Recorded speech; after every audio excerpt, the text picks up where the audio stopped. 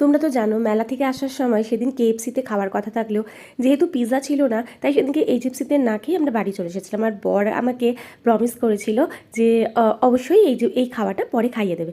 তো যাই হোক, আমার শরীরটা একটু খারাপ, গলাটা শুনে বুঝতে পারছি, প্রচুর ঠান্ডা লেগেছে, ওই জন্য আমার মুডটাও অফ ছিল।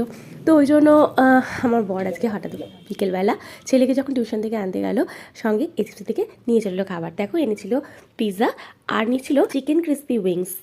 পিৎজার দাম ছিল 269 টাকা, আর ক্রিস্পি উইংসটার দাম ছিল দুটো মিলিয়ে 100 টাকা। এগুলো খাওয়া নয় বাবা, এগুলো খেলে যেন পয়সা নষ্ট। এদের না ভরে মন, না ভরে পেট। এর থেকে 50 টাকার মোমো খাওয়া অনেক ভালো, তাতে পেটটা অ্যাটলিস্ট ভর্তি হয়ে যায়। কিন্তু তা বললে কি হয়, মোমো খেতে যেমন আমি খুব খুব খুব ভালোবাসি, পিৎজা খেতেও কিন্তু আমি ভীষণই ভালোবাসি।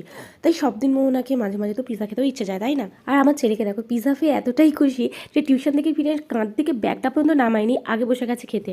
আর এই যে আরেকজন ভাই ফোন করে বলেছে যে আজকে পিৎজা নিয়ে আসছি, তুই এখন পড়তে যাবি না। তাই পড়া থাকলেও 15 মিনিট পরে সে পড়তে গেল। তো চলো টাটা, পিৎজা নাই।